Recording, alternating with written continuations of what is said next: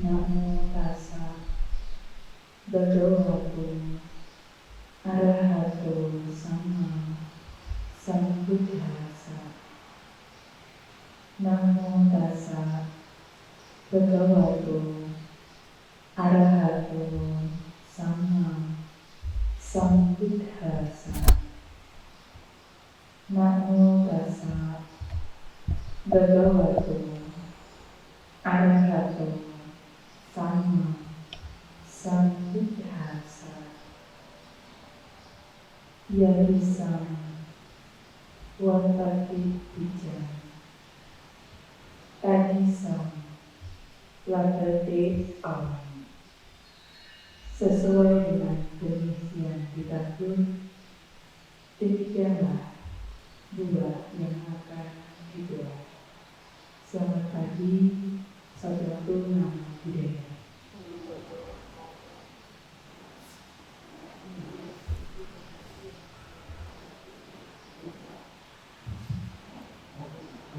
Ibu bapak serta hadirin sekalian yang juga saya hormati, pada kesempatan hari ini dalam kegiatan hari Minggu, kembali saya ada kesempatan untuk datang dan berkunjung di Haradana Sundara di kota Solo.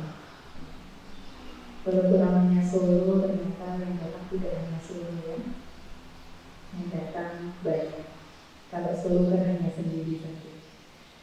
Ya, hari ini saya berharap ibu bapak datang ke wihara dengan tujuan dari rumah untuk meningkatkan kualitas diri ibu bapak dengan menambah kebajikan, berbuat baik, mengulang kembali khotbah dhamma dengan membaca kata-kata, sejenak hening dalam meditasi, juga kesempatan untuk mendengarkan mereka. Saya tadi malam baru tiba di Solo, dijemput oleh bapaknya itu. Ya, suaranya juga agak serak-serak tapi masih enak didengar ya. Ya, karena dari beberapa waktu lalu agak kurang saja. Tapi saya merasa hari ini sudah sangat baik dibandingkan hari-hari sebelumnya. Maka dari itu saya memiliki kondisi dan kesempatan untuk berbagi pengetahuan agama kepada umat Buddha khususnya di Haradana Sundara Solo. Topik yang akan saya sampaikan berkenaan dengan ceramah pada hari ini adalah tentang keterampilan dalam hal kerelaan, atau dalam istilah Pali disebut dengan istilah kusala. Merelakan sesuatu yang kita miliki, yang kita punya untuk diberikan kepada pihak lain yang membutuhkan, adalah sesuatu yang mudah atau tidak mudah? Tidak mudah.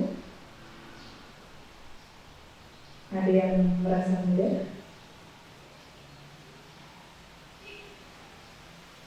Kita mengembangkan suatu bentuk kerelaan merupakan salah satu cara untuk mengikis yang namanya kesalahan, mengikis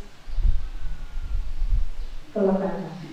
Itu merupakan salah satu latihan yang bisa kita kembangkan ketika kita melatih untuk berbagi, melatih untuk merelakan sesuatu apa yang kita miliki, apa yang kita punya, untuk diberikan pada pihak lain.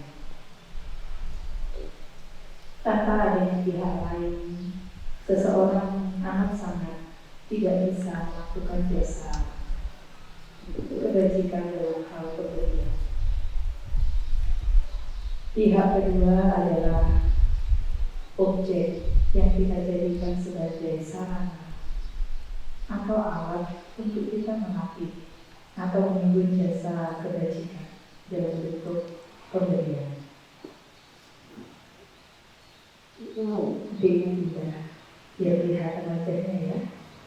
Iya, saya tidak duduk di atas, maka dia dalam aturan atau salah satu ketentuan yang kasih lagi dalam menyampaikan orang agama tidak boleh duduk di tempat yang biasa diduduki para ibu. Biasanya di sini tempat duduk para ibu juga. Iya, makanya saya berikan. Sebenarnya tidak hanya atas romo, ya upasaka atau upasika juga tidak boleh duduk di atas tempat duduk para ibu. Bukan masalah diskriminasi, tapi bagaimana kita memberikan penghormatan kepada seorang guru, ya, memberikan penghormatan kepada seorang guru. Saya ulangi lagi bahwa seseorang membutuhkan pihak kedua atau objek untuk melakukan kebajikan dalam hal memberi. Kusala dana atau keterampilan dalam hal berdana memang bukan sesuatu yang mudah. Kalau kita hanya sekedar memberi apa yang kita miliki kepada pihak lain, itu sangat mudah. Kita punya apa, orang lain membutuhkan dikasih. Orang lain haus, kita ada minum, bisa dikasih. Orang lain lapar, kita ada makanan, bisa dikasih, bisa diberi. Orang lain membutuhkan keteduhan, kita bisa memberikan kain dan sebagainya. Amat sangat mudah. Namun memiliki kualitas kerelaan yang disebut usaha amat sangat sulit apabila seseorang tidak memahami apa itu yang disebut sebagai istilah usaha atau berakil. Usaha di sini bukan hanya berarti baik, namun juga berarti terampil. Orang yang terampil berbeda dengan orang yang tidak terampil. Betul? Ya. Kalau orang yang tidak terampil, misalkan disuruh membuat sebuah tulisan artikel, ya menulis saja. Mungkin tulisannya bisa sembarangan. Tapi bagi mereka yang terampil, mereka yang sudah belajar, mereka yang mengerti bagaimana cara menulis sebuah artikel, mereka sudah terbiasa disebut dengan kualitas terampil. Pembuat rumah yang terampil dengan tukang bangunan yang biasa, hasilnya pun berbeda. Benar? Pembuat kue yang terampil dengan orang yang baru belajar membuat kue juga berbeda.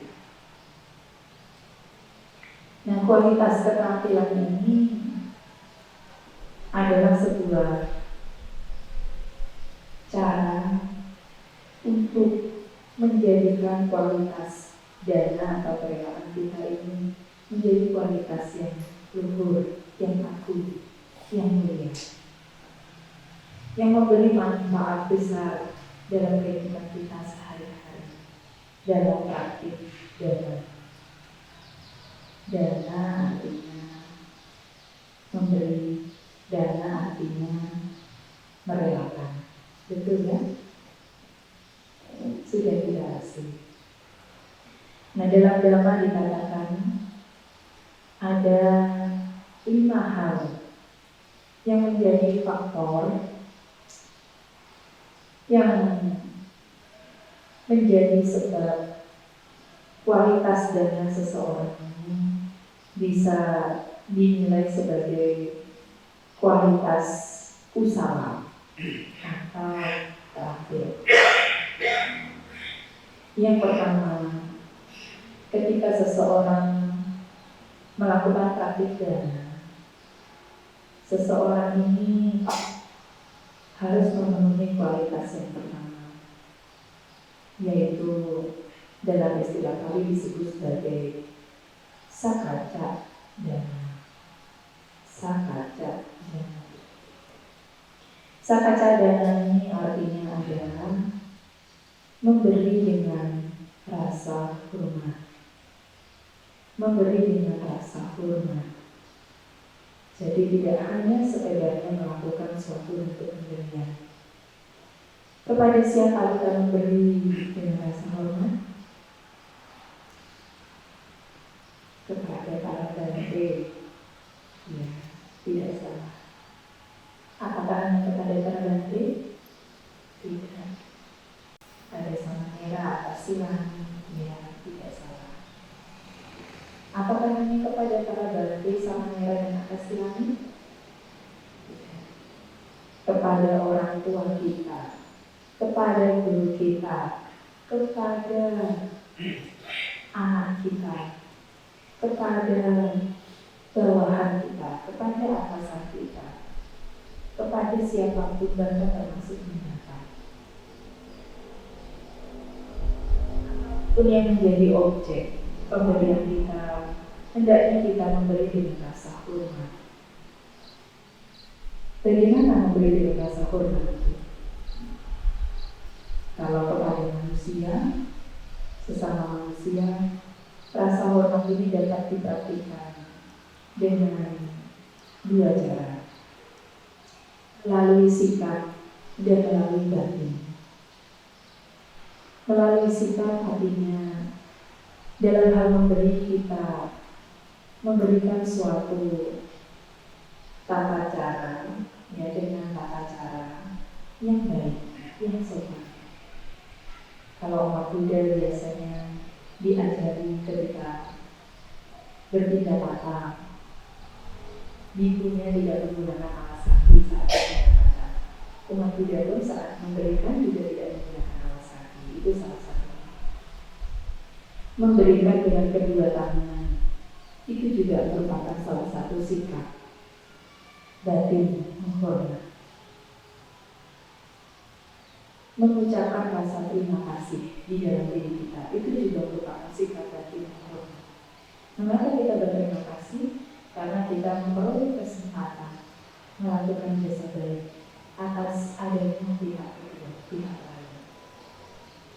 Jadi tidak hanya pihak yang menerima yang merasa berterima kasih, tapi kita sendiri yang melakukan jasa kebajikan itu dalam kualitas batin juga perlu mengungkapkan rasa terima kasih.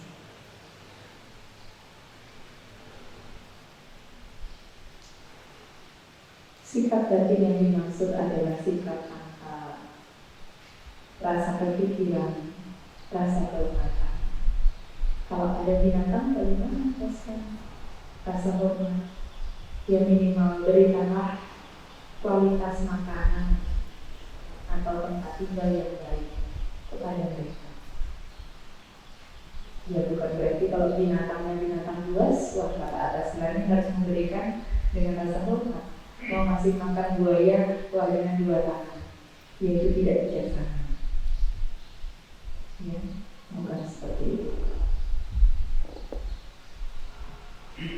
Ibu bapak kalau di rumah, khususnya ibu-ibunya biasanya, kalau di dapurnya ada satu toples gula, di dalamnya ada semutnya, marah-marah tidak, jengkel tidak, sebagian ada rasa tidak senang. Padahal satu butir gula itu manfaatnya sangat banyak bagi seekor semut. Bahkan tidak hanya satu semut, mungkin banyak semut. Nah, kita menjadi jengkel, menjadi marah kadang saat ada kesempatan berdengar pada binatang. Kalau digigit nyamuk, merasa jengkel juga. Memang tidak mudah memahami kualitas rasa hormat, tidak hanya dalam bentuk sikap maupun batin. Dengan sikap kita harus memberikan kualitas persembahan yang baik. Bahkan misalkan kita membantu kondisi orang-orang yang sedang kesusahan, seperti misalkan mau membantu memberikan bansos pakaian layak pakai pada pihak lain. Oke, pakaian itu memang layak pakai, tapi ya dengan cara hormat jika kita memberikan dengan cara yang baik, maka itu akan menjadi kualitas kerelaan yang setiku sana. Ada bahkan kalau dari Yayasan Seji itu pernah saya melihat juga bagaimana tata caranya. Pakaian layak pakai ini dikumpulkan banyak sekali. Mereka memilah, ada yang lubang tidak, ada yang sobek tidak ini. Walaupun orang-orang memberikan pakaian dalam bentuk ganda, mereka masih memilah lagi, kemudian dicuci ulang, disetrika, dan dimasukkan ke dalam kantong plastik ini. Mereka memberikan pakaian dengan pakaian, celana dengan celana, dan mereka memilah dengan cara yang baik dan rapi. Dan orang yang menerima pun juga merasa sangat bahagia, walaupun itu pakaian ibaratnya dia bekas orang lain, tidak baik. Kalaupun kita bisa memberikan dengan kualitas yang baik, dengan sikap yang baik, itu juga merupakan salah satu cara untuk sebagai ciri dari sang ajak dagangannya. Nah, itu yang disebut sebagai istilah rasa hormat. Bahkan kadang di negara-negara Buddhis, saat melakukan tindakan, tidak hanya mereka melepas alas kaki, tapi dengan bertumpul-tumpul mempersembahkan apa yang mereka miliki kepada para biku, meci, atau pensele yang melakukan kegiatan tindakan. Nah, ini adalah suatu sifat yang disebut sebagai rasa hormat. Secara batin kita berpikir ya mengungkapkan rasa terima kasih. Itu juga sebagai bentuk rasa hormat. Ada kualitas akaja dan yang pertama, lalu ada yang kedua yang disebut sebagai sadadana. Kalau sakadana memberi dengan rasa hormat. Lalu kalau sadadana artinya adalah memberi dengan penuh keyakinan. Yang harus kita yakini. Apa yang harus kita yakini saat kita melakukan suatu bentuk kerelaan itu? Yang harus kita yakini adalah apa yang saya lakukan ini bertujuan hanya satu, yaitu meningkatkan kualitas diri saya.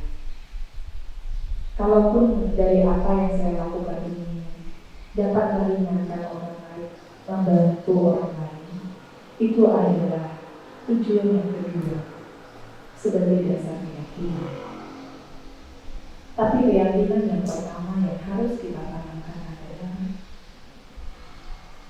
hal bajik atau perbuatan memberi yang kita lakukan ini bertujuan untuk meningkatkan kualitas diri kita masing-masing. Bukan karena manfaat dari orang lain, tapi kita sendiri memperoleh manfaat untuk diri kita sendiri. Memperoleh manfaat untuk diri kita sendiri. Apa kualitas-kualitas yang berkembang? Apa kualitas-kualitas yang meningkat saat kita melakukan suatu bentuk pemberian dan kualitas yang meningkat adalah kualitas kemurahan hati kita, kualitas cinta kasih kita, kualitas kebijaksanaan kita, itu sangat berguna. Jadi jangan berpikir saat kita melakukan satu kebajikan, ya, hanya ada satu kualitas saja yang berkembang dalam diri kita, tidak. Tapi banyak kualitas-kualitas baik yang bisa berkembang dalam diri kita. Kualitas kerelaan, tidak gigih, yang mengurangi rasa melekat dari apa sebagian. Pada prinsipnya, kita harus yakin bahwa tindakan memberi ini memberi manfaat untuk diri kita bisa berkembang dalam hal-hal yang baik. Dan kalaupun orang lain memperoleh manfaat ya dari apa yang kita berikan, itu adalah salah satu akibat dari perbuatan memberi itu sendiri. Nah, itu adalah keyakinan yang harus kita kembangkan. Kalau kita selama karena tidak didasari dengan keyakinan ini, apa yang terjadi? Muncul apa yang terjadi?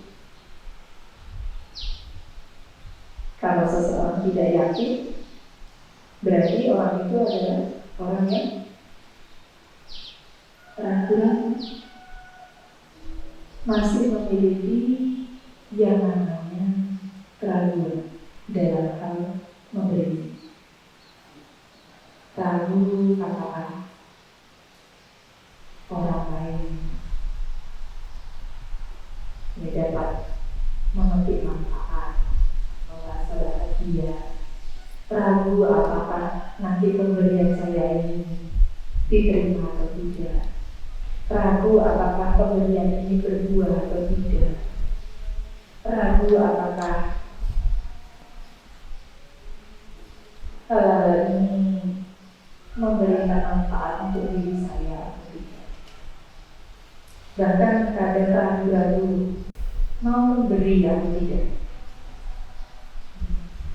Karena kita belum memiliki yang dikatakan dengan istilah sadar. Kalau seseorang dapat mengembangkan kualitas sadar, ya kualitas dana atau pemberian dengan penuh keyakinan ini, batinnya tidak ditutup keraguan-keraguan. Tapi kalau seseorang tidak mengembangkan kualitas sadar dalam pemberian, bahkan akan timbul yang namanya penyesalan. Tadi karena ternyata sekarang saya butuh, kalau begitu tadi tidak usah saya danakan, misalkan begitu. Karena orang tersebut ya belum memiliki kualitas sadar. Ini dalam hal keyakinan sadar dan yang kedua kualitas usaha yang kedua. Kualitas yang pertama disebut apa? Sakaca dan memberi dengan rasa hormat. Kualitas yang kedua sadar dan memberi dengan penuh keyakinan. Dan kualitas yang disebut dengan istilah kala dana. Kala itu tahu ya, kala apa artinya? Kala itu artinya waktu, saat. Kala itu, saat itu. Kala dana artinya adalah berdana pada saat waktu yang tepat. Ini juga kualitas keterampilan. Seperti tadi sudah berapa saya sebutkan, saat ada orang haus diberikan minum, itu juga merupakan suatu bentuk pemberian yang tepat. Saat orang lapar diberikan makanan, saat orang memerlukan tempat tinggal diberikan tempat tinggal, saat seseorang memerlukan obat-obatan untuk kesehatan diberikan obat-obatan. Tidak saat orang lapar diberikan sabun mandi misalnya, ya tidak tepat. Ibu bapak misalkan ketika ada biku sama merah, ya, atau atasi wangi berdana makan pada saat pagi dan siang hari, itu juga merupakan saat yang tepat, waktu yang tepat. Kalau berdana makannya pada saat malam hari, ya tidak tepat. Ibu bapak saat Paradante, ya, menjelang hari Pusaka, membutuhkan alat cukur untuk mencukur rambut, itu adalah saat yang tepat. Ya, tidak perlu berdana sisir kepada Paradante, kepada Semanayan Akasilan. Berdana alat cukur itu adalah pemberian yang tepat, saat yang tepat, tepat waktu juga tepat manfaatnya. Nah, ini adalah kualitas keterampilan. Karena tidak semua orang dapat melakukan suatu bentuk pemberian pada saat yang tepat. Sebagian besar ia melakukan pemberian hanya sekedar. Sebagian besar melakukan pemberian, ya tidak melihat kondisi dan situasi apa yang dibutuhkan. Nah, kalau kita sudah memiliki banyak keterampilan, secara berarti kita akan mengerti apa yang dibutuhkan.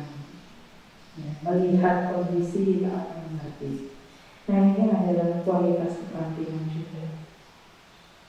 Kalau seseorang tidak memiliki kualitas keterampilan, maka dia tidak akan melakukan suatu bentuk pemberian dengan ciri yang ketiga atau faktor yang ketiga, kualitas yang ketiga. Nah, kemudian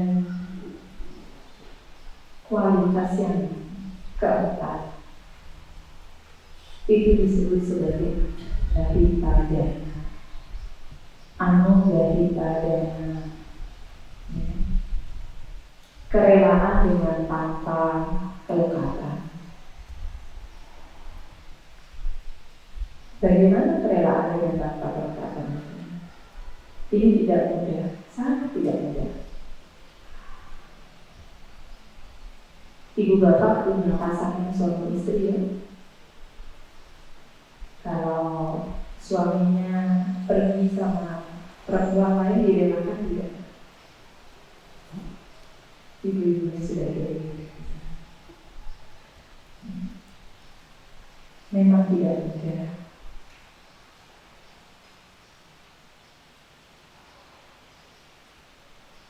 Didasari oleh rasa kelekatan, tidak hanya karena sebab yang terjadi saat ini, tetapi juga berharap pada apa buah yang akan dipetik dari hasil pemberian itu juga merupakan makanan.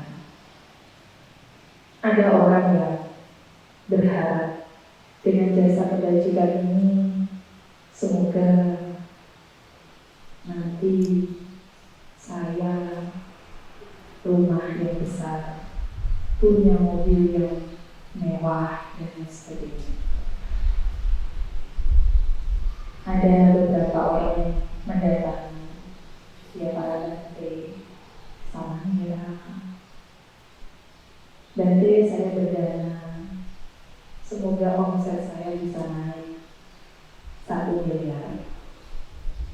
bukan rendahkan. Berdananya mungkin hanya habis 100.000, mau omsetnya 1 miliar. Ya, itu artinya ada kelekatan. Kelekatan terhadap akibat yang akan kita harapkan pada masa yang akan datang. Di awal tadi saya mengutip satu kata dari yang bisa wapate bijan tanisam ladate al, yang artinya sesuai dengan jenis yang ditanam, maka itulah buah yang akan dipetik, itulah buah yang akan dituai. Jadi sebenarnya apapun yang kita lakukan, baik atau buruk, tanpa kita mengharapkan buah-buah tidak akibat dari perbuatan kita itu, semua alaminya akan kita rasakan akibat. Tidak bahkan menunggu 1, 2, 3 tahun atau sampai berpuluh-puluh tahun, dan kita juga tidak perlu memikirkan apa nanti buahnya. Seperti itu. Kita akan merasakan, kita akan menerima dari timbunan jasa baik atau tanaman yang pernah kita tanam. Kalau tanaman yang kita tanam ini kualitasnya baik, dengan kondisi yang baik juga, tanah serta banyak hal yang menunjang untuk tumbuh subur tanaman itu, maka kita juga akan memperoleh hasil sesuai dengan apa yang telah kita tanam. Dengan tanpa kelekatan itu memang tidak mudah. Tidak mudah. Tentu tidak salah mengharapkan hal-hal yang baik dari jasa pemberiannya, namun akan menjadi kualitas yang lebih baik jika kita tidak perlu mengharapkan apapun dari apa yang telah kita lakukan. Kita hanya cukup yakin bahwa hal ini tujuannya adalah untuk meningkatkan kualitas diri saya. Cukup. Berhenti di situ. Cukup. Dengan begitu kita terus memiliki motivasi, memiliki semangat untuk melakukan kebajikan itu dengan kualitas-kualitas yang murni, kualitas-kualitas yang luhur, kualitas-kualitas yang disebut sebagai kusala tadi.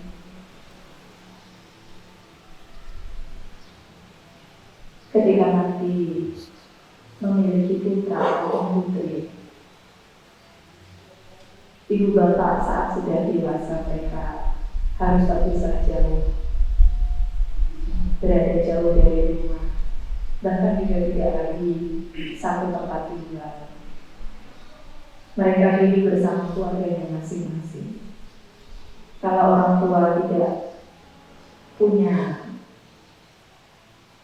cara untuk melatih diri sedikit demi sedikit melepas, dia akan selalu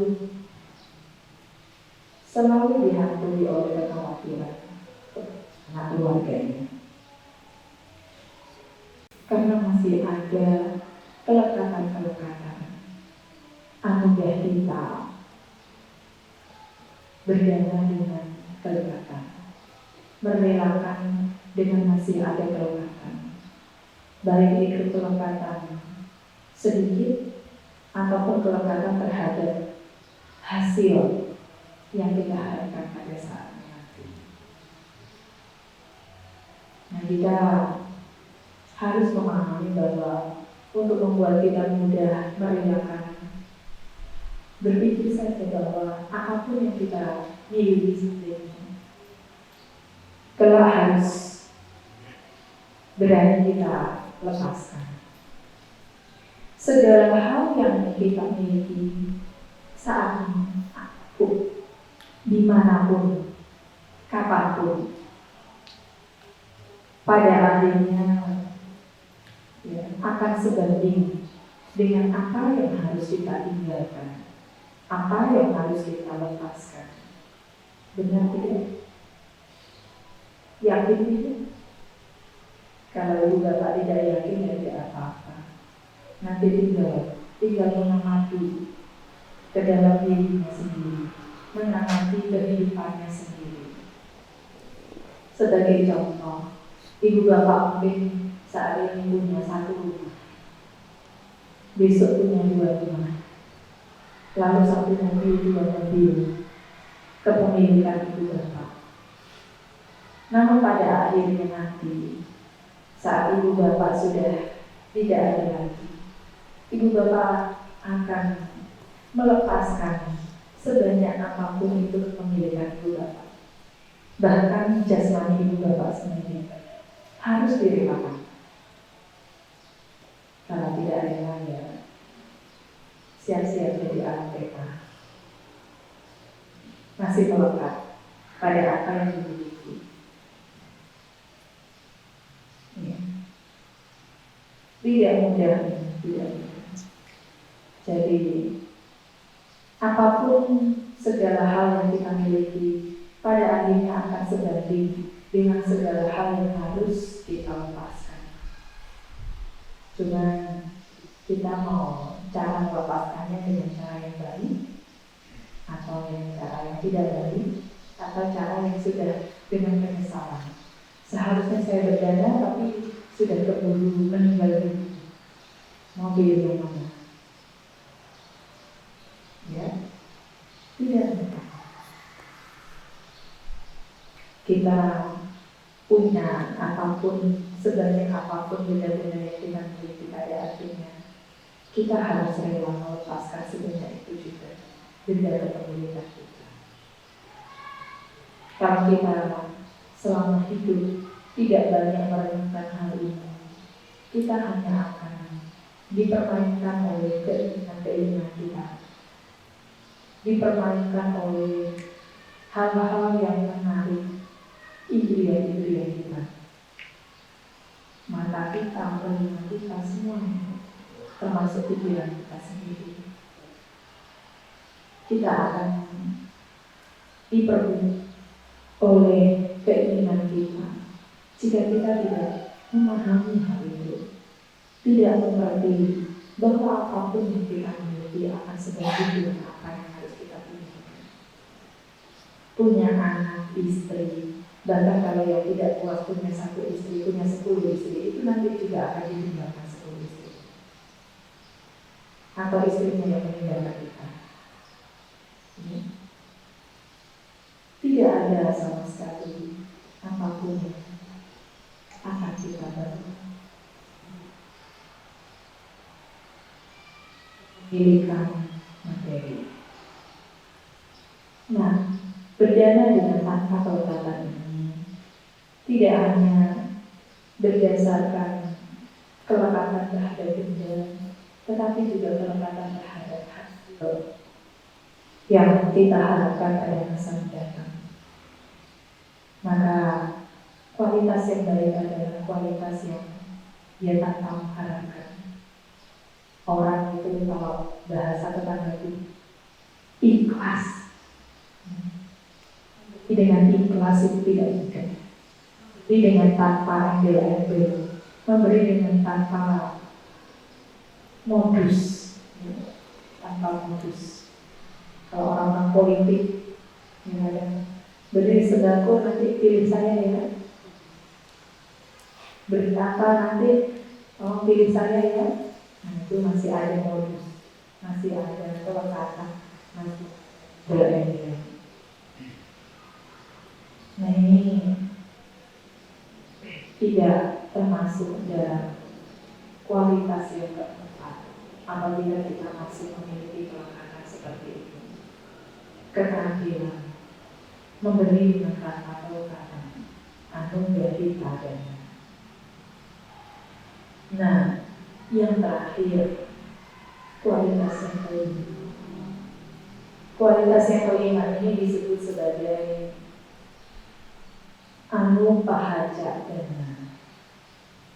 Anupahaca dana. Memberi dengan terang, merendahkan. Apa maksudnya memberi dengan tanpa merendahkan? Merendahkan di sini bukan hanya merendahkan pihak lain, tapi juga merendahkan diri sendiri. Contoh sederhananya, ibu bapak mau berdana dalam suatu kegiatan.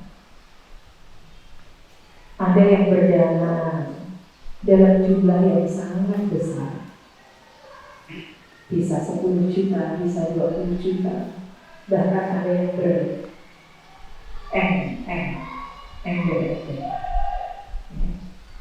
dalam memberikan dana. Lalu ada pihak lain yang berdana dalam jumlah yang lebih sedikit dari ibu bapak. Timbul kesombongan. Oh, dana saya lebih banyak. Artinya batin kita telah dikotori oleh kualitas yang tidak baik, kualitas yang kurang luhur dalam hal yang berbeda. Kita mengatakan pihak lain, oh dananya sedikit, kamu dananya sedikit, nggak usah aja. Tidak boleh seperti itu. Dalam hal berdana makanan juga, ada orang yang bisa mengundang ke restoran, kualitas makanan yang terbaik. Ada orang yang hanya bisa berdana makanannya kerupuk saja. Ya tidak bisa. Ada bisa berdana kerupuk Yakult, bisa berdana istilahnya tempe ya tempe. Kita tidak perlu membandingkan diri kita maupun orang lain. Dengan begitu kita memiliki kualitas yang kelima. Kualitas dengan tanpa merendahkan. Ini masih sifatnya kepada pihak lain. Merendahkan pihak lain. Ada orang yang memberi sedikit, ada orang yang bisa memberi banyak. Ada orang yang bisa memberi dengan kualitas baik, dan ada orang yang bisa memberi dengan kualitas yang biasa-biasa saja. Kita tidak perlu merasa tinggi hati apabila kita memang bisa pemberian dengan kualitas yang terbaik. Cukup dalam arti saya mau memberikan kualitas yang terbaik untuk kebaikan saya sendiri, bukan karena ingin dianggap lebih baik dari orang lain, bukan karena ingin dianggap lebih kaya dari orang lain, bukan karena ingin dianggap lebih berjasa dari orang lain, tapi dengan pikiran bahwa apapun yang bisa saya berikan dengan kualitas yang terbaik demi meningkatkan kualitas pemberian saya.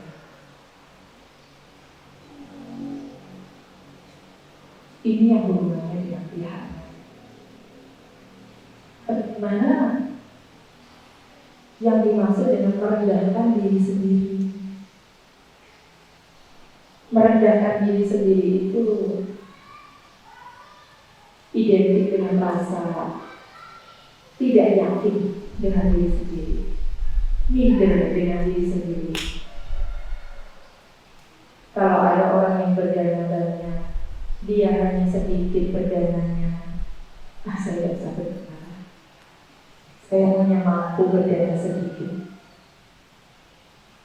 Ada orang yang bisa mengundang misalnya ke restoran, merayakan ulang tahun besar-besaran. Wah, saya tidak bisa. Misalnya, saya tidak mau dana. Di antara ibu bapak ada yang pernah ke Jakarta? Ada ya? Pernah ke Wihara Sunter Dhamma Cakra? Belum. Kalau belum pernah nanti ke sana ya.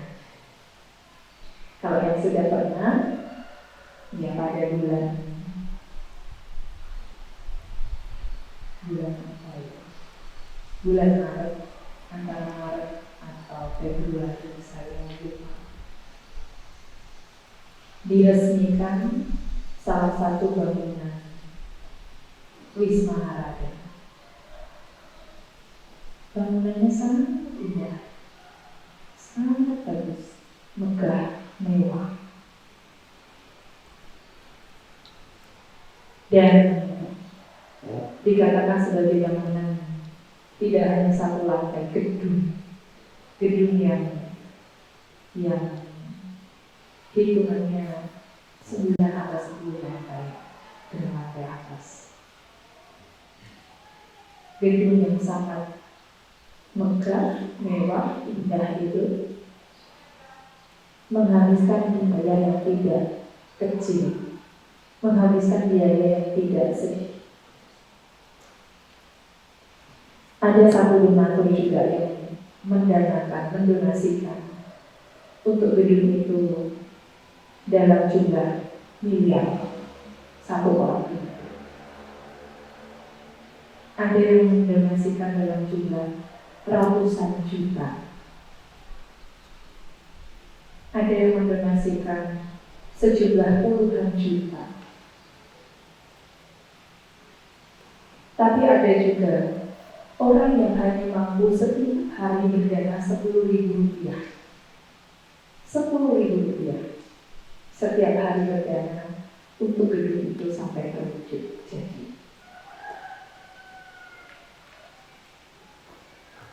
Ibu bapak bisa membayangkan bangunan yang sebegitu megahnya didonasikan oleh mereka-mereka yang memang punya keyakinan dengan jumlah dana yang tidak sedikit. Tapi di antara mereka ada yang kuat iman dengan selisih uang yang banyak, tapi tetap melakukan menolong. Karena orang tersebut yakin bahwa pemberiannya walaupun sedikit bertujuan untuk meningkatkan kualitas diri. Sedikit bagi orang yang memiliki kekayaan yang punya, belum tentu nilai kerelaannya sama dengan orang yang memiliki kekayaan yang sedikit. Mungkin ibu bapak bisa berdana 50.000, 100.000 sehari misalkan.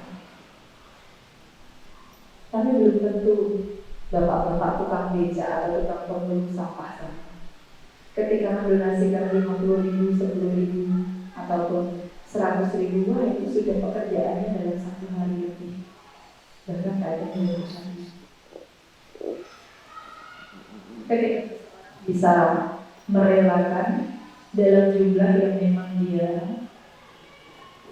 berikan, itu adalah suatu bentuk kualitas juga. Apabila kita tidak merendahkan diri kita sendiri, selain tidak merendahkan orang lain, tetapi juga kita tidak merendahkan diri kita sendiri. Kita pun mau memberi dalam jumlah berapapun, dalam bentuk apapun, kalau kita memang mampunya memberi itu, tidak perlu minder. Tidak perlu merasa saya hanya bisa memberi ini saja. Tidak perlu merasa itu. Tapi tumbuhkan keyakinan bahwa apa yang saya miliki ini, yang mau saya bagi ini adalah sebagai cara untuk saya kualitas diri saya, latihan untuk melepas kepikiran saya, kelekatan saya, kepemilikan saya. Tapi kalau kita tidak pernah berlatih, akan sangat sulit, sangat sulit. Nah, inilah disebut kualitas keterampilan.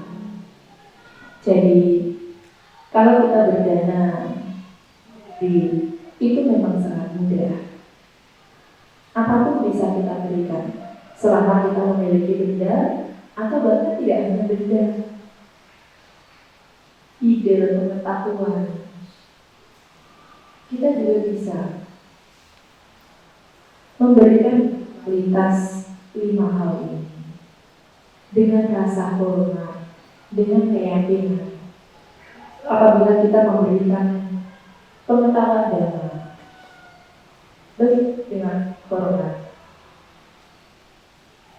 dengan rasa hormat yang kita secara batin juga memahami bahwa apa yang kita ketahui ini dari faktor jasa orang lain.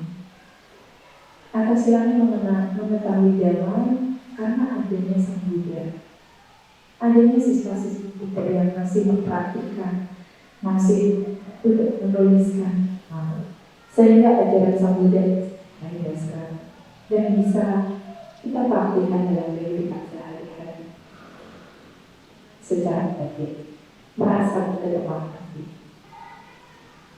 dengan keyakinan bahwa apa yang disampaikan ini tujuan bukan untuk kesombongan, merasa lebih tahu, merasa lebih mengerti, tidak, tapi dengan tujuan yakin bahwa apa yang saya berikan ini secara tidak langsung juga meningkatkan kualitas diri saya. Dan orang-orang secara tidak langsung juga akan memahami dan memperoleh manfaat. Tepat waktu ya diberikan pada saat yang tepat, di saat orang-orang mau mendengar. Kalau saya menyampaikan ini dengan orang-orang yang masih di luar sana sini, ya tidak tepat waktu. Sang Buddha mengatakan bahwa ajaran dhamma itu hanya bisa dipahami oleh para bijaksana. Mereka yang tidak bijaksana akan sangat sulit mengerti dhamma, akan sangat sulit memahami dhamma. Makanya kita sangat beruntung bisa dan masih memiliki kesempatan untuk memahami dan mempraktikkan dhamma dalam kehidupan kita sehari-hari. Memberikan dengan tanpa berkata, ya apapun itu, manfaat apapun yang diperoleh dari pengetahuan yang sudah kita berikan, ide-ide yang kita berikan pada anak kita, pada murid-murid kita, pada kita dari perluasan. Ketika kita saat ini misalkan menjadi terus di mungkin murid-murid kita atau anak-anak kita atau siswa-siswa kita nantinya menjadi orang yang lebih berhasil dan sukses dari kita, dia tidak ada kelemahan di sana. Justru muncul rasa bahagia, rasa kebahagiaan di dalam diri. Saya pribadi, kebahagiaan saya ketika hidup melayani masyarakat. Kebahagiaan adalah secara pribadi saya merasa nyaman.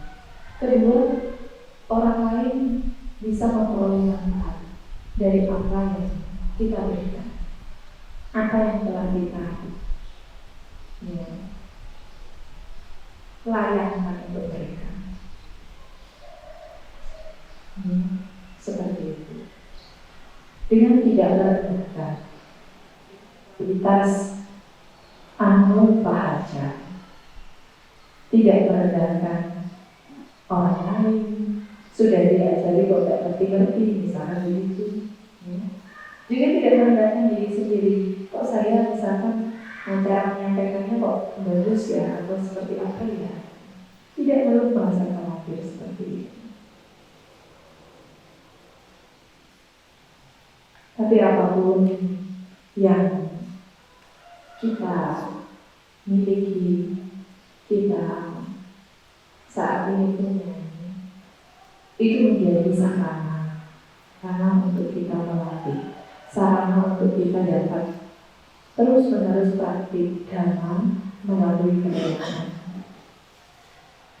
Nah, Sang Buddha juga mengatakan manfaat apa yang akan diperoleh ketika seseorang melakukan kualitas dana dengan kualitas usaha atau keterampilan ini. Yang pertama yang akan dirasakan oleh orang tersebut adalah kebahagiaan. Kebahagiaan itu adalah manfaat yang pertama, hasil secara langsung. Hasil secara langsung. Jadi kalau seseorang menjalankan atau melaksanakan kualitas usaha dana ini, secara langsung orang ini akan merasakan yang namanya kebahagiaan. Kebahagiaan. Yang pertama, ada 3 manfaat. Kebahagiaan ini tidak menunggu besok, tidak menunggu nanti, tidak menunggu kehidupan yang akan datang, tidak. Saat kita menyerahkan, kita memberikan pemberian secara langsung, orang ini sudah merasakan kebahagiaan. Nah, pikiran yang bahagia ini apabila kita terus-menerus melakukannya, maka akan terus-menerus menjadi kecenderungan baik dalam diri kita.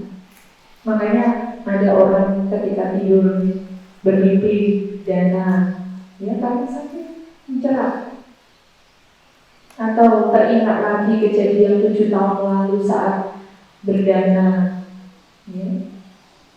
Bahkan waktu mau meninggal ingat saat orang ini, ya, pernah melakukan jasa baik. Nah, itu juga merupakan salah satu bentuk manfaatnya atau akibatnya kebahagiaan. Ini manfaat yang pertama.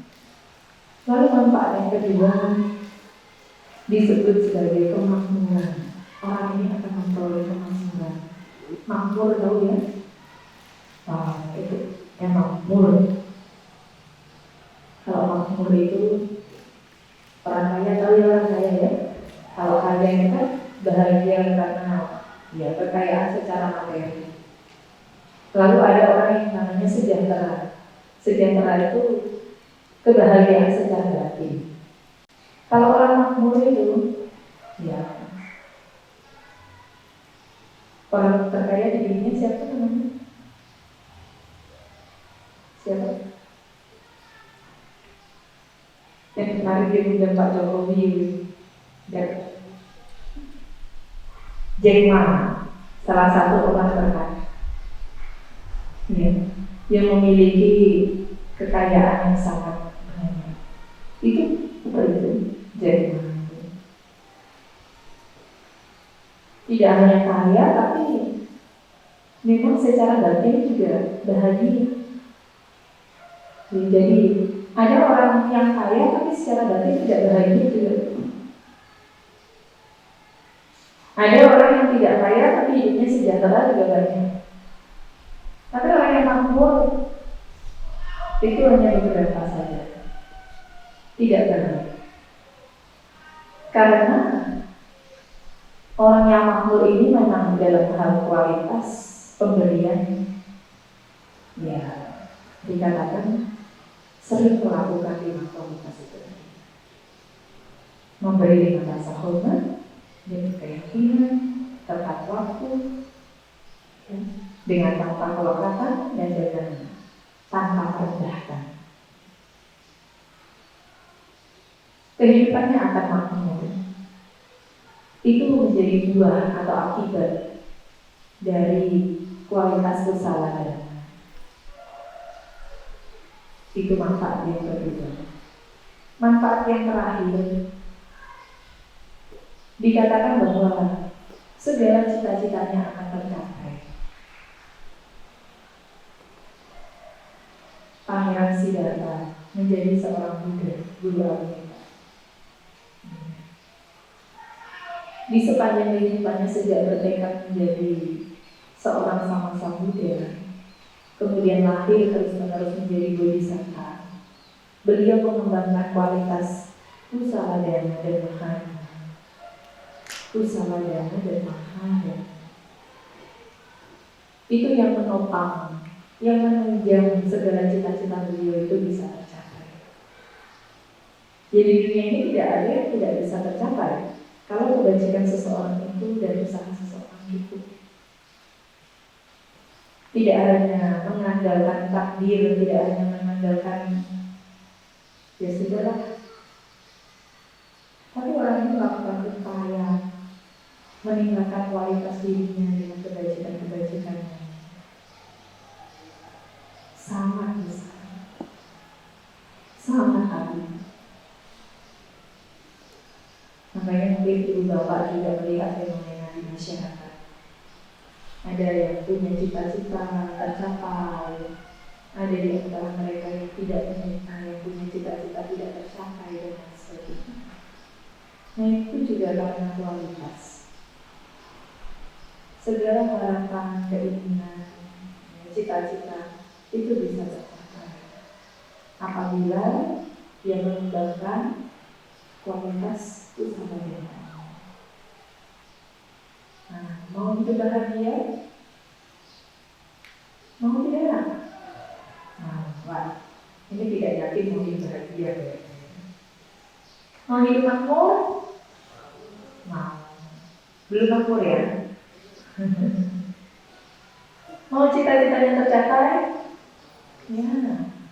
Kalau mau cita-citanya tercapai, merasakan kebahagiaan, ya hidupnya makmur, ya, melatih usawadana, melatih kualitas kerelaan yang sesuai diajarkan oleh Sang Buddha. Dengan begitu, walaupun kita tidak mengharapkan apapun, ya segala hal, kemudahan-kemudahan itu akan kita rasakan.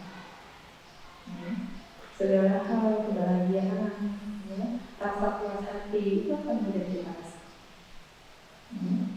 Nah itulah manfaat dari kita mengembangkan kualitas usawadana, kerelaan, keterampilan dalam hal beda. Masih ingat ya? Masih ingat ya? Coba dicek. Yang pertama apa? Kualitas yang pertama sakaca dana, berdana, beri dengan rasa hormat. Yang kedua sadar dana, memberi dengan penuh keyakinan bahwa apapun yang kita lakukan tujuannya sebenarnya adalah untuk meningkatkan kualitas diri kita sendiri. Kalau orang lain memperoleh manfaatnya itu sebagai akibat dari apa yang kita lakukan. Terus yang ketiga, kala waktu yang tepat, memberi dengan rasa hormat, keyakinan pada saat yang tepat. Lalu yang keempat, anugrahita. Anugrahita dana, dengan tanpa kelengkapan. Tidak usah mengharapkan hasil semoga dengan dana ini saya menjadi orang kaya raya. Sebenarnya dengan kita berdana pun juga itu sudah kita termasuk orang yang kaya. Coba kalau kita tidak kaya, kita tidak mau berdana. Artinya kita punya sesuatu, punya kebajikan, kaya kebajikan. Ya. Nah, anugrahita berdana dengan tanpa kelengkapan. Nanti kalau suaminya pergi sama orang lain tidak apa-apa ya. Kalau pergi saja kan tidak apa-apa. Ya. Tapi balik lagi gitu. Ya kadang ada orang yang ya sangat sulit sekali ya, melepas pasangan. Ya, fakta itu di masyarakat. Kadang orang datang ke retreat meditasi, ketika ditanya pengalamannya meditasinya apa, curhat. Saya ini orang sukses sih, suami saya orang sukses, tapi saya ditinggal terus oleh suami saya. Dan orang kenapa suami saya pergi ke Cina, ke Thailand, di sana punya selingkuhan, wah saya menjadi yaitu resikonya punya pasangan, resiko sifat ketidaktenangan. Kalau kita tidak bisa menerima, ya semakin berduka. Karena kita itu apapun yang kita miliki, kita harus sebanding, harus ingat bahwa suatu saat akan sebanding dengan apa yang kita lakukan. Tapi bukan berarti saya tidak sempat untuk yang pria selingkuh ya, tidak. Juga sebaliknya, tidak. Kan expired sih lah. Ya, segala hal kan kadaluarsa, iya tidak. Segala hal pasti akan kadaluarsa pada saatnya. Siapa yang tidak kadaluarsa? Apa yang tidak kadaluarsa? Semua hal akan kadaluarsa pada masanya. Tapi bagaimana kita berusaha menjaga pengawasannya supaya bisa bertahan lebih lama. Kita ada artinya jadi tua tidak? Tua. Kalau tidak mau tua dari mati muda. Mau? Ya. Seperti itu. Bedanya dengan kata-kata anugerah kita. Yang terakhir yang kelima apa? Yang kelima apa? Anupahaca. Anupahaca berdana dengan tanpa merendahkan orang lain ataupun merendahkan diri sendiri. Nah, kalau ibu bapak bisa berlatih terus menerus, ya, selama kita waspada dan sadar mengembangkan kualitas itu, ya kita akan merasakan kebahagiaan. Buah-buah kebahagiaan dan makmuran serta tercapainya cita-cita itu karena kualitas kesalahan. Ya, kualitas kesalahan. Nah, itulah yang ada dari topik karena disaksikan Bu Bapak serta saudara-saudari pada kesempatan pagi hari ini. Semoga Ibu Bapak serta hari ini semuanya dapat merasakan manfaat, memperoleh manfaat dari apa yang disampaikan ini, serta dapat memperhatikannya dalam kehidupan sehari-hari, sehingga kebahagiaan, kemakmuran, serta tercapai cita-cita dapat dirasakan oleh semuanya. Semoga semuanya bahagia. Saya akhiri sabi sata Namo Sukhita. Selamat